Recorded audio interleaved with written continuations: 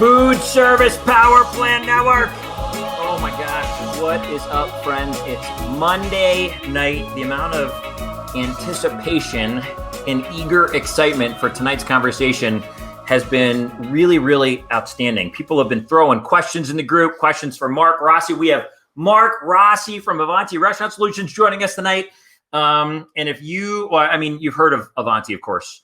Everything I hear, I've heard about them. They've never been a customer of mine up until kind of now with Cowmill. But when I was a rep, they were never a customer of mine. They weren't in my territory.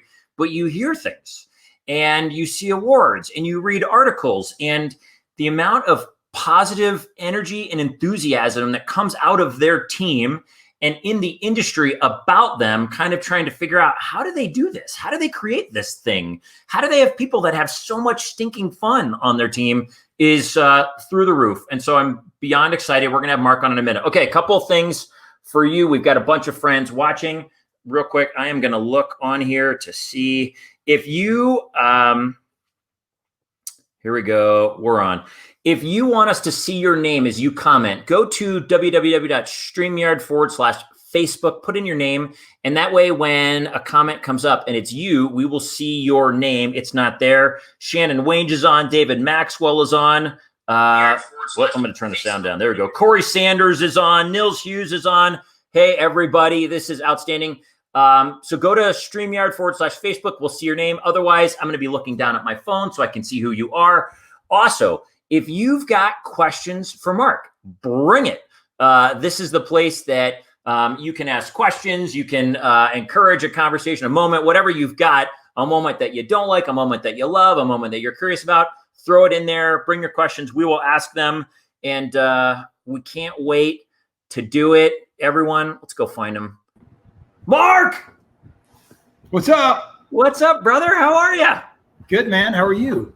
I'm really great. This is always my favorite hour of the week. And, having you on, I'm super excited because the people I know in your periphery. And so we're going to have a lot of fun. It's going to be great. Thanks so much for having me. This is awesome, man. Super fun. It. It's great to see what you've done and continue to grow in this industry, because it's a great industry that not enough people know about. And as they get to know it more, you hear it all the time. Like, people are like, oh my God, I didn't know this part of the industry existed. Like, I thought it was restaurants and all this kind of stuff. And so, to attract more talent to this industry, you're just doing a great job. It's awesome. Mark, I appreciate it, man. Well, I guess if you look under the surface anywhere and you look at the human stories and you look at what people go through to get where they are and to figure things out and to learn how to be successful, it's hard not to fall in love with any industry where people are willing to share. And so I think that's what's going to be so rad about tonight and you hanging out with us. Thanks, man. Bolt is on. Bolt, boom. What is up, friend? This is radical. Okay, Mark, you're the CEO and founder of Avanti. Tell me where you came from. What's your story to get to where we are now? What's your background? So I grew up in this industry. I worked for a family business up in Oakland, East Bay Restaurant Supply. Okay. And was a part of that family. My great uncle started that business during, in the 30s, 1934. My grandmother ran it during the war years. I was a part of it. My parents were a part of it. It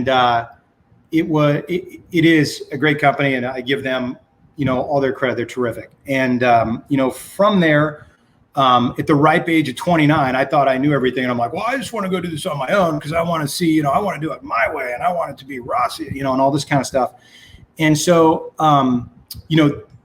2003 is when, I went over to Avanti. Avanti means forward in Italian. My wife, Lisa, was wonderful. That was her, one of her many contributions early on to this, not to mention the contribution of, we got one child, Max, who was like one, and one on the way. And I quit my job and moved to Sacramento and was, trying to start and create a business. And it was a crazy time. And I'll tell you, impossible to do without the right partner. Yeah, impossible. Yeah. And so she was it still is an amazing, factor in the business and a part of the life. So just awesome. So when you were going out to do your own thing, you and Lisa are starting this thing. Did you have a niche in mind? I mean, your focus, Avanti's focus, generally speaking, is national accounts, correct, Chains? Yeah, correct. So yeah, originally, actually, the first job we ever did was Gloria Jean's Coffee in the Houston airport. And I hadn't never even been there until like, I don't know, maybe it was 10 years ago. I remember walking through there and Roy took a picture of me. I was like, hey, Gloria Jean's Coffee, it's Houston airport. This is awesome. And I still remember the day I got the check in the mail for the deposit. And I'm like, oh my God, this guy, John Peavy, I'll never forget John Peavy, wherever you are, John Peavy, I love you. Like he took, he helped us and, went with us. And then, oh God, there's so many stories around that. But, it's been a great journey. The fast casual sector was where we kind of started, right? Actually, it was in Juice. It was Juice It Up. And I'll throw out Larry Sidoti too, who you'll see a lot on Facebook and LinkedIn. He's with PokeWorks now. Wonderful guy. And he also took a chance on us early on with Juice It Up. And it just so happened that Juice It Up built like 40 stores a year for the first 3 years we were in it. And, my business partner, Rory Clark, he's amazing. It was always like an Ernest and Julio Gallo joke. It's like, I was Ernest, I'm the marketing guy. Julio's the guy that, because I worked for Gallo. That was my first job out of college. Yeah, I worked in the wine business, schlepping wine in a chain grocery. That's what I used to do. Wow. You don't know Gina, do you? Do you know Gina? I actually have met Gina, but I don't know her that well. There's another story there. But yes, some connect to that family. But I didn't know him going into it. Like that was a proper interview for a job, and I learned a ton about sales and marketing and just like serving a customer. And they were so great. Oh my God, their training was unbelievable. Culture was a little tough. They burned guys in 9 months average. I burned in 11, but same thing. When you face that holiday, man, when you got to face a holiday in the wine business, that's a tough deal. You got to be ready because it's like 18 to 20 hours a day and you got to be ready to deal with it. Oh, so man. In any case, back to the thing. So fast casual was really the thing. And then we kind of grew into chain and fast casual, quick service, and then into some high-end fine dining and hospitality and all kinds of things. Always had design along the way and always wanted that because we all sell the same stuff. So it's really hard, to go like, why should you buy a Garland range from me versus so-and-so or a Hobart mixer from me instead of so-and-so. And it's all about, the value that you add in between or around it. And so for me, I always wanted to add just as much value as possible to the transaction. And so much so it's hurt us in a way because people are like, oh, you sell restaurant equipment? I'm like, duh, yes, that's what we do. We sell restaurant equipment, but we kind of paint it and like we design and build out restaurants, we do all this stuff. But the reality is we sell restaurant equipment and we have to add value to that transaction. And so, the design studio, we have amazing. Trey Huang is like our director of design. Like that guy, I mean, he's awesome. He's been with us for so many years, probably 13 or 14 years. I'm going to screw that up. And he does an amazing job in helping customers and always delivering on like what a customer asks for. So that's big for me, like in the speed by which they do it, right? That was always a thing for me. You got a sense of urgency and speed. That's important for people. Get it right, but let's get it done, right? So yeah, fast casual is a thing. And then about 5 years ago, we branched out a little bit into some larger scale contract business. And I think that's a nice diversification for us. And, when the pandemic hit, I was very happy that we had made that diversification because I thought, by the way, the whole world was coming to an end. Like it was very scary. And you talk about a challenge, that was a challenge to sit there and go, oh my God, everybody that we work with is closed. They can't open. What are we going to do? So, huge challenge there. But overall, kind of chain, contract, design, build, those are our main focuses. Not so much small wares and stuff. We have some amazing partners that we work with on that. So, yeah. In COVID, so you watch the world come to an end. Contracts seem to help a lot of people. Projects that were already in the pipeline that were still happening. Right. That seemed to be a blessing for a lot of people. Yes. And then chains kind of came back, it seems like, in the middle of this. And that became one of the few places to go to because they had delivery figured out. They had drive-through figured out. I'm assuming that became a gift that you were focused there as well eventually. 100%. And, it's not unlike, I would say there was a strategy behind being a fast casual chain person and sort of birthed in that Chipotle era when they started, right? Was that was kind of the annuity, the residual, the continued business that you kept building. And so that was the idea, to build something that would continue to generate, right?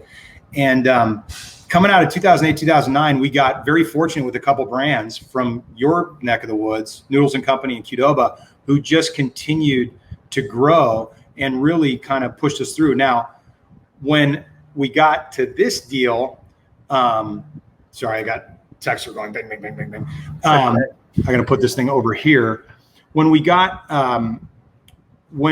to this one, yeah, all the chains stopped, the contract continued, which was great. But then the chains quickly realized, wait a second, there's an opportunity for us to actually hit the accelerator on something we've been trying to do for at least a couple years, which is how do we perfect online ordering, takeaway, the kind of the four things like drive-through, dine in, takeout, and third party.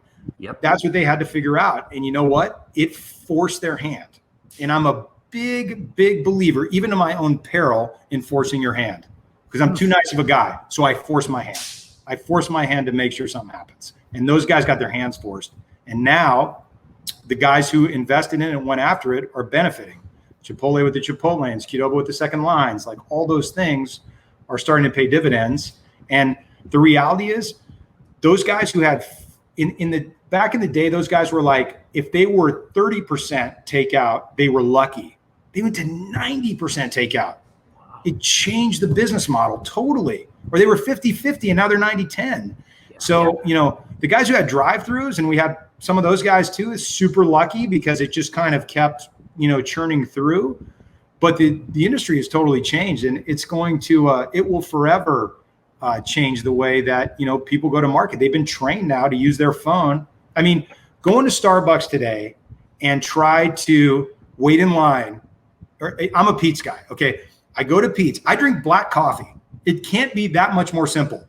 It takes me 7 minutes to get a cup of black coffee because they're so busy making all these people's orders for curbside pickup. So it's just, it's changed the game. And now you kind of feel like a second-class citizen if you didn't think ahead, right? Oh God, I'm not prepared enough. I'm not, it drives me nuts. But so I think that's going to forever change it. And people who say the dining rooms are going to come back, they will in casual and in, and maybe fine dining or really good neighborhood establishments. But, my 14-year-old, if he never had to sit in a dining room, he never would. He'd sit in the comfort of his own room or kitchen or whatever and do his thing. And I don't think people get that. It is massively shifting in another direction. As much as people want to go back out, a lot of that fast casual space is going to go away. Holy cow. Yeah. Okay, here's a question for you. A few years ago, you decided to add on, to diversify and get into the contract business a little bit. Right. Which was super helpful. As you look 5 years, what year are we in? 2021. As you look at 2026, are you already dreaming about how Avanti looks different then, or if there's another level of diversification for you, or where you want to be better? I would say that maybe. I'll never say never, right? Because you just never know what's going to come. I just think we have to leverage more technology. There's so much amazing tech out there that we don't even have a clue about, that we need to embrace and bring in sooner. I'm a cutting edge guy. I'm not a bleeding edge guy, right? The bleeding edge guy is trying the newest thing that is like this far off of the bell curve, like when it starts. I'm a cutting edge guy. Like I believe in like, let the guys bleed a little bit and then I'll take the cutting, and like I can live with that. And then it really has paid dividends for us. So if we can get some more technology to make things more efficient or better for our customers, like that is a win. And so whatever does that, I'm into. As far as diversifying and changing our business model more, no.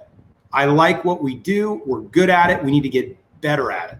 My old man, my dad would always say, like, he is so hardcore, or used to be about like, I'd go do the gardening. You're like, you got to pull the weeds. And I'm like, okay, I'd pull the weed.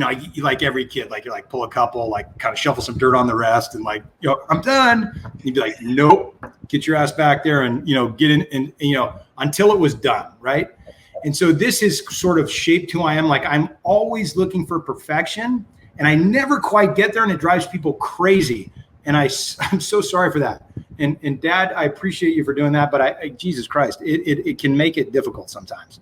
But always trying to perfect it. And I think if we just perfect what we do, I guarantee there's a cumulative, anybody from Vonti watches a cumulative side, like, thank God, like we're not going to, like do some crazy. No, we're going to get better at what we do.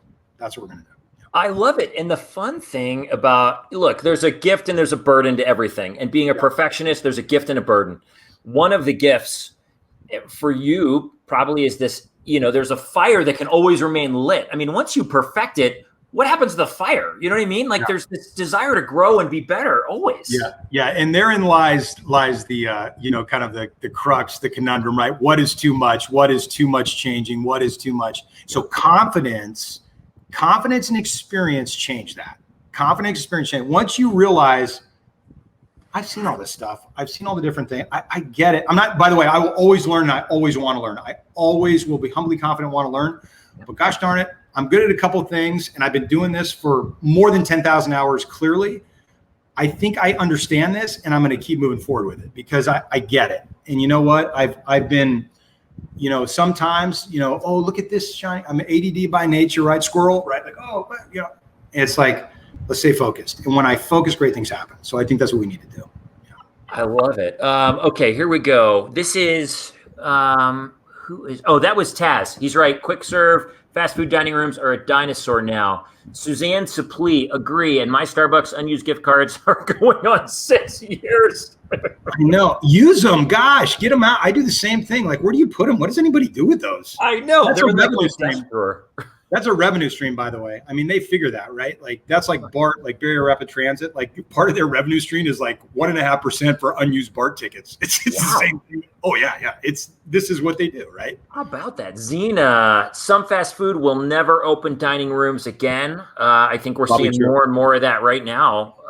Who's this? This is Taz. I load mine on the app, so I remember to use it in the drive-thru. Well played, Taz. Good thinking. Okay, Mark, we've got questions from the community. Sure. By the way, if you have a question for Mark, throw it in here. I got 3 questions that people posted earlier, but I can't go back and see them now. So, Chris Rowling. Mark, what's the best advice you've ever been given, if you can think of it?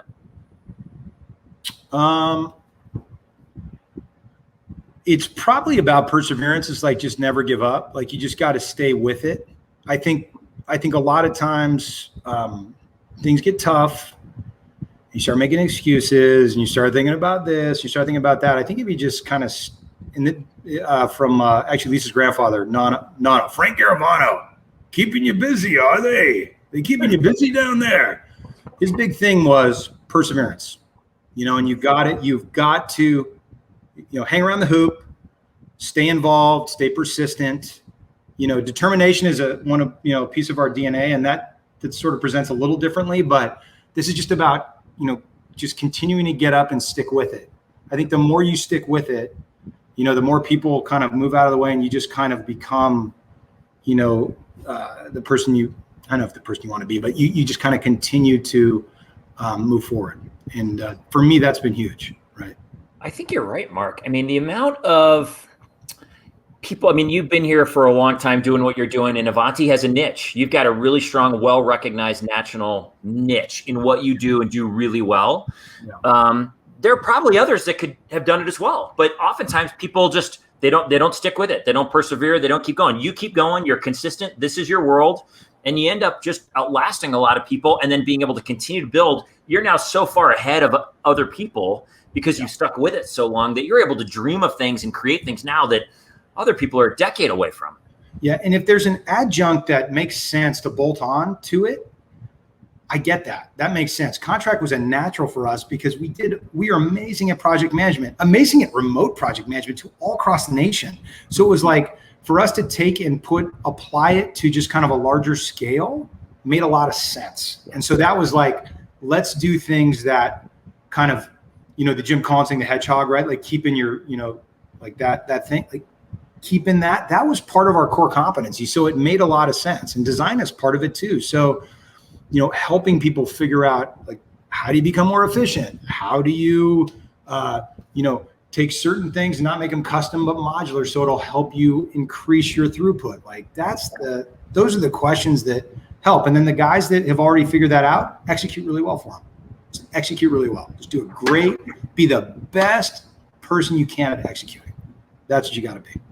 I love it. Great. By the way, if you're not taking notes, grab a pen and paper. There's a lot of gold nuggets here. Suzanne Saplee, here's my question. You have a well-developed BIM Revit department. Do you use it to help your chains manage their assets after the sale like they do in the EU? Well, EU is definitely probably where we head, because this whole thing's going to, kind of crash at some point anyway, because there's just too many hands in the pot. And I think she's meaning EU is like the distributor, is the dealer, is the service agency, is the kind of that whole vertical. And so, yes, and adoption is tough because there's a lot of players. So, yes, we are trying to use that. And actually, our scanning technology is one of the things we're up to, where we're able to go in and virtually capture a space and then annotate that space with cut sheets, training videos, serial numbers, warranty information, all that kind of stuff. So that's a piece of tech that we have to create a market for. And that's not bleeding. Again, it was bleeding 7 years ago. It's cutting now. And that will get adopted. And it's just a question of how long before it does. So we're trying to create a market for that. Yeah. Love it. Okay, Mark, question. Yeah. Do you have anything, we talked about perseverance, consistency, et cetera. Anything in your life behind the scenes, it's not tied to Avanti, it's tied to Mark Rossi. Any disciplines you live by that you're like, you know what, these are some of my go-tos? I'm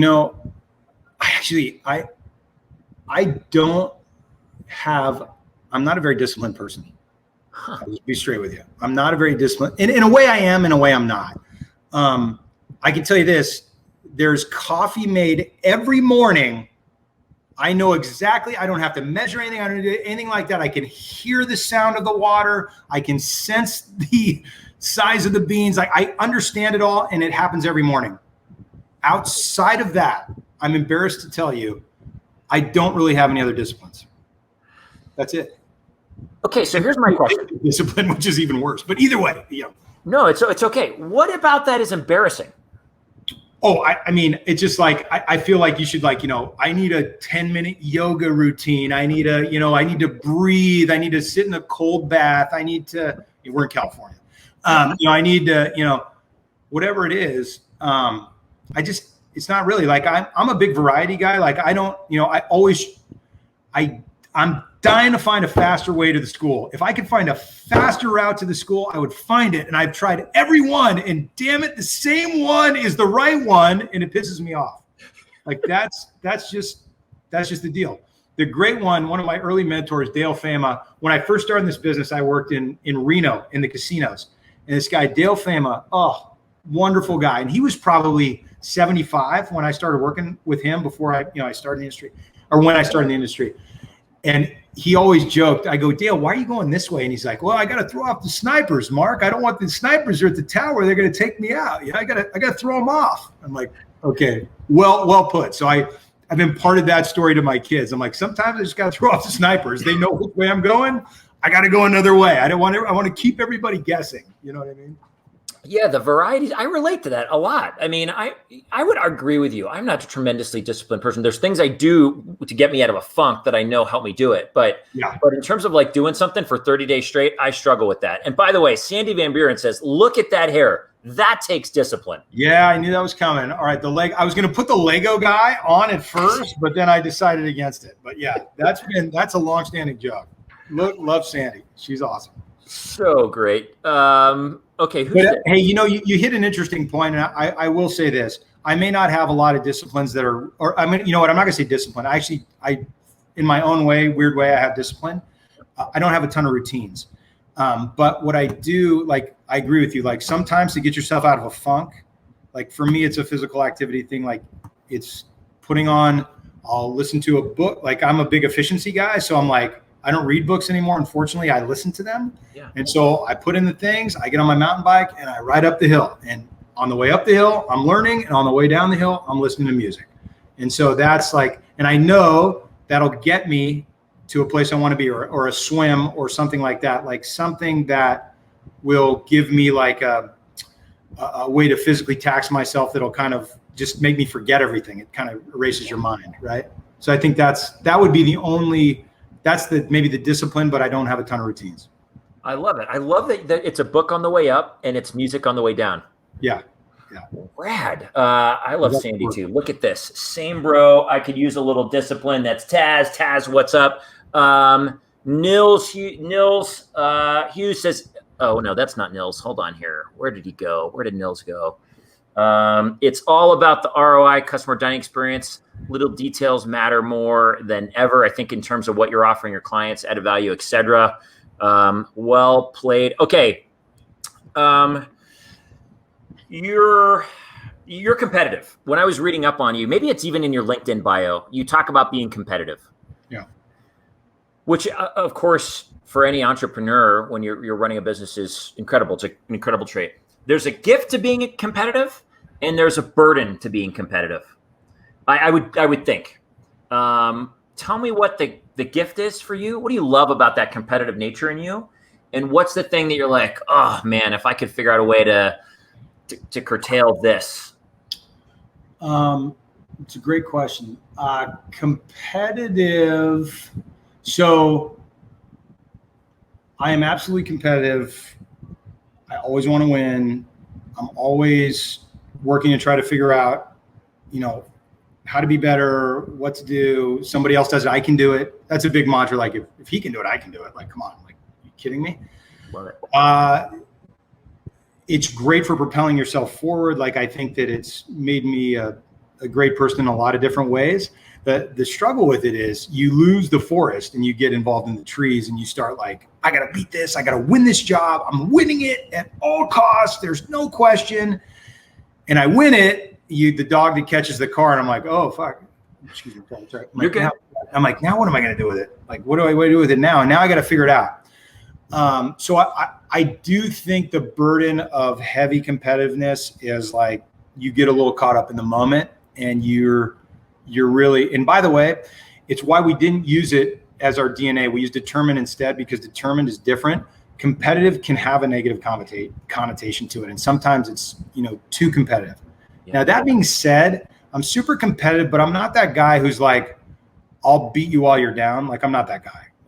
Like I'll start to actually, the con on me would be like, oh, I'm kind of winning, but I should, maybe I should mellow out a little bit. And then it comes back to bite me. Right. So it's like, it's a fine, like everything. And we talked about it like earlier a little bit. It's like, there's a fine line for everything.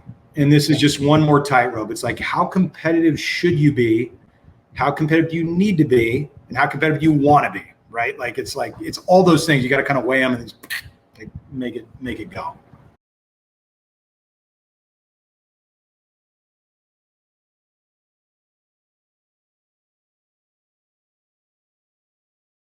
Not so much, but sort of. I can make it out. Keep going. Get ready.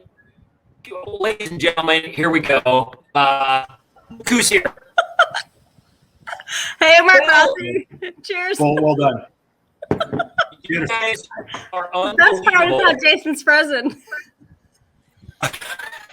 Oh my God. Bull.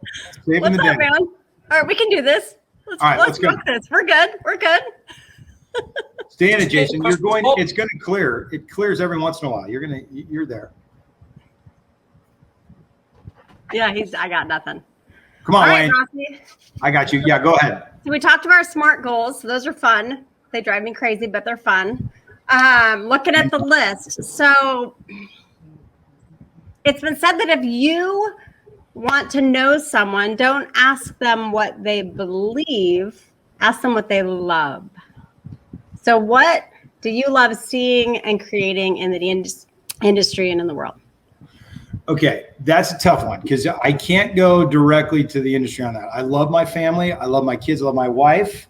Yep. I love my friend. I love all those people that are a part of my story, first and foremost. And everybody at wow, Jason dropped out like we're going. It's on. Like let's go. Avanti show.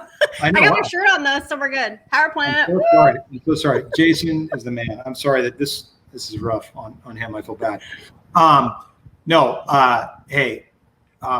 love being able to make a customer happy, make them like know that we are so there and we care and we're loyal servants to a degree, right? Because we're serving, right? Like, people they serve food. We serve sort of like the experience of the equipment and getting the restaurant open and making sure that works. But I've also often heard you say that you aren't just, you're not here for this job. We're not here to win this job, right? Yeah. We're here to help the customer grow. And Right. we're here to help them achieve their goals and their growth and development. Yeah, no, I think that's a think long-term thing. And like the type of business that we do with a lot of the customers we do it with, it's sort of not a transactional business, right? It's more of a long-term like growth story. And the goal is always to not, maybe you're not making it on this deal, but in the long term, over time, the relationship works out and you make these great relationships. And, one thing I really love is the relationships I've made through work that became friends. It's very different to do business with if you're going to do business with your friend and then like bring your friend in to do business with, to me, that's sort of a recipe for disaster. But the people that you do business with that become your friends are great friends because like you spend so much time with these people, right? So it's like that for me has been awesome. Well, and that speaks to me. So you talked earlier, I'm just going to jump in like I do this professionally. So our DNA, right, is, you mentioned it, was determination. Determined is one of them. And another one is genuine. Yeah. And that's what it is. So we create genuine relationships at Avanti that grow into friendships. Correct. Right. And I could name so many that you now have a relationship with that when you see them, it's more than just the restaurant. It's more than the fryer. It's more than, that. It's more than that. For 26 weeks. Order your fryers now for everybody who needs to hear that. And 26 weeks, for God's sake. No, you know what? I always was, my father, like one of his best friends was a guy that he worked with. And I was kind of always like, oh, that's your work, you blah, blah, blah, blah. And I'm like, I get it now. I totally understand it because you spend so much time and it's such a great experience to make those connections. And so, I love that. And I whether you're leading to this or not, I'll go there. It's like, I got accused of being too emotional about certain things. And I'm like, you know what? I am emotional. That's what I do. Like, but that brings like this level of warmth and care and service because I care so much, right? Yeah, and passion too. Like, I completely care about that. And so I just want people to be happy. Like if we can make people laugh, right? If everyone can laugh and everyone can be happy and we can get all our job done, we can be badass at executing. Like, what else can you want, right? Like, absolutely, have fun, laugh, and execute. Like, terrific. And I would say right now is the most challenging we've ever seen it in terms of trying to execute. Yeah. And I'm just for all of you out there in TV land, I got this in the mail today. I don't even know if you know we sent these out, Mark. 2-bolt from Avanti. You play a crucial role as a member of the Avanti tribe and the company's success. Thank you for all you do day in and day out. And it's a cookie. They sent me a cookie. Isn't that the coolest thing? Yeah. Gosh. I haven't eaten it yet. I'm gonna here in a little bit. Someone just said relationships move beyond brands. It becomes personal. That was Nils Hughes. Absolutely. It does. And you know what? Yeah, it's not. And I hear a lot of times, it's business, it's not personal or whatever and all that kind of stuff. But you know what? That is true. But you get from me the most from a personal relationship. So I really do I can even do a better job. I don't know. I always tell people very clearly, we will move mountains for you. There's no question. It's a partnership, and it's a two-way street and we work together to make that stuff happen, And by the way, the appreciation for everybody who for how hard everybody's working right now, and for the flak jacket that we're all wearing right now for the factories. And that's not a rip on the factories, by the way. I know you guys are going through it too. Like, we're all going through it. The industry is taking a huge beating because instead of a dimmer, we have a light switch. You know, in 2009, it was a dimmer. It was like, okay, let's ramp back up. Everything's, you know, shit. Everybody's got money now and everyone wants to spend it immediately. And there's just not enough supply. So, you know, managing expectations, if there's one thing I can say too, is like, good Lord, manage expectations, because there's just, it's going to be a difficult season here in the next 3 to 4 months. For 100%. Sure. Or 9 months. Yep. I'm with you. So back to the questions. Was there a person or a few people in your story who was your greatest encourager and showed you that you had what it takes to navigate this amazing industry? For sure. No. Well, one of my greatest encouragers, Lisa, my wife, she's amazing. She's part of the business and is awesome. I mean, obviously, you know her. But she was great when, I mean, for someone to say, like, we have one child and I'm pregnant with one on the way, and go ahead and do your thing and be who you want to be and do all this stuff, like, that was so amazing. And like, the other amazing thing about her is, like, she's an amazing partner and is super smart, way smarter than me, and way better athlete than me too, which really bothers me. But she's amazing. And so it's terrific to have her as a part of this whole situation. And so I love her so much, but she knows that. You know, her father is terrific too. Like, he's been an amazing, mentor to me and all that kind of stuff. And, you know, he's having a tough time right now. So love him, and, you know, peace out to him. Like, right now, like, he's going through a tough time, and God, we love him. A guy named Ralph Guild, when I was in college, I went to New York, and I lived there for a while, and I worked in the radio business. And this guy really taught me that you could do business and enjoy it and have fun and have everybody love it, right? Not be like in the, like, Theory X management, hardcore beatdown regime. And for me, that was just a very inspiring, you know, thing to do. So I give it to Ralph. Dale, I already mentioned. Dale was the best. Dale's best thing was, you know, you got to know everybody in the account. Everybody. And so we used to work in casinos, right? And so from the busboy to the F&B manager to the president, whoever it was, you need to know everybody, because you never know. And this sounds sort of calculated, and I don't think it really was. He just liked people too, but it always was like, you never know when the busboy is going to be the F&B manager. And that was like, as these people progress through their time, you know, a lot of guys who came into these casinos and restaurants, all this stuff, they ignored everybody, and they just were like, oh, I'm going to talk to the big man and blah, blah, blah, blah, blah. They didn't pay attention to the guy who, you know, let them in the door or was working the actual equipment and all that kind of stuff. And I mean, the fact was that the guy that he started with as a busboy that he was, you know, genuine to, became the F&B manager. And that was one of the first stories you told me when I started working at Avanti. Absolutely. So important. Yeah. He was so successful because of that, you know, just terrific. Awesome. So I'm going to read a couple comments just because it's fun. Wow, on the fly hosting change. Very cool. Yeah, we're working it. Tom Stritch, woo, bold to the house. That's right. Love me some Tom. Jason's Frozen. Yes, we know. He and Elsa are going to get together and have some cocktails later from Frozen. I want him back on. Marsha, your wife is awesome. Yeah, she helped us get through COVID and figuring out all the rules and all the things and everything. I mean, huge shout out to Lisa Rossi. I would also say there's a story. I don't know if we have enough time for it, but when I first started Avanti, within a month, you said, "Oh, we're moving to SoCal. We're going to get the satellite office working down in Southern California, and we're just going to live there for a year." And you moved your whole family, your 3 kids, and your wife, and the whole bit. And then about a year later, you said, "Oh, guess what? I live here now." And you completely fell in love. And I think that's huge that your kids and your wife and the whole thing was able to just pick up and move. And it's a big deal for those of you who live on the other side of the United States to really go from the NorCal culture and the people and all of that down to SoCal. And you guys have really made an amazing transition in that.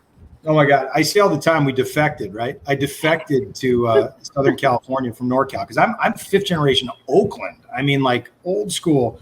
But that speaks to the beauty of our relationship, of Lisa and my relationship is like, we always kind of like, do you want to do it? Do you want to do it? Yeah, I do. Oh, let's go. And then we go do it because it's just kind of fun and exciting. And that's been that's been huge. That's been such a wonderful situation in my life, right?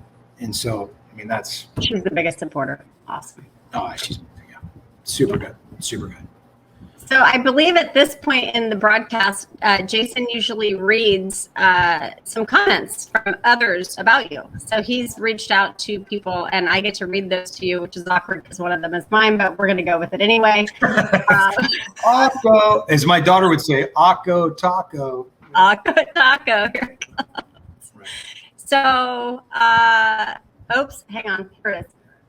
Sorry, my bad. Got the wrong one up. I said, and I truly mean this, Mr. Mark Rossi, that you are one of the most dynamic individuals I've ever met. Your superpower is your ability to connect with people. You're engaging, funny, real, in all caps, positive and inspiring. I learned something new from you every interaction, even today on the phone when we were talking. Your dream of creating a kitchen equipment company that does it different and better than anyone else is contagious. So that's awesome. Thanks, Jeff Couch says, Mark Rossi is well respected in our industry, and a lot of it is because he's very respectful of everyone. They refer to his team as a tribe.